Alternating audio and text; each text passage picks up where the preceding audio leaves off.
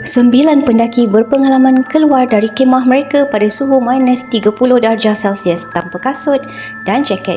Kemah itu pula dikoyak dari dalam. Semua mereka mati.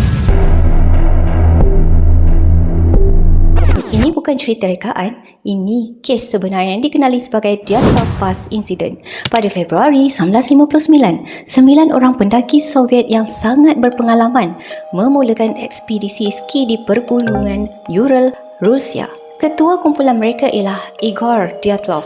Pada malam 1 Februari, mereka berkemah di lereng gunung Kholat-Shekh. Suhu dianggarkan sekitar minus 25 hingga minus 30 darjah Celsius. Beberapa minggu kemudian, pasukan penyelamat menemui kemah mereka. Fakta pertama yang mengejutkan adalah kemah itu dikoyak dari dalam, bukan dari luar. Di dalam kemah masih ada kasut, jaket tebal dan makanan, namun jejak kaki menunjukkan mereka keluar berjalan kaki ke dalam salji. Ada yang berkaki ayam dan berpakaian nipis. Mayat mereka ditemui dalam beberapa peringkat. 2 mayat ditemui berhampiran hutan dengan kesan mereka cuba menyalakan api.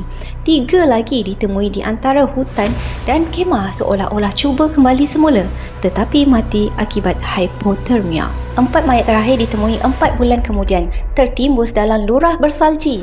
Autopsi menunjukkan kecederaan yang sangat pelik.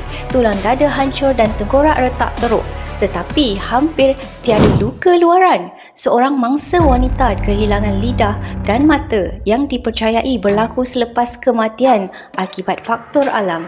Lebih pelik, beberapa pakaian mangsa didapati mengandungi paras radiasi tinggi. Kes ini ditutup oleh kerajaan Soviet dengan kesimpulan rasmi, kematian disebabkan oleh satu kuasa alam yang tak dapat ditentukan. Sehingga hari ini tiada jawapan muktamad. Soalan yang masih belum terjawab adalah satu: apa yang membuatkan 9 pendaki berpengalaman ini meninggalkan kemah mereka pada malam itu?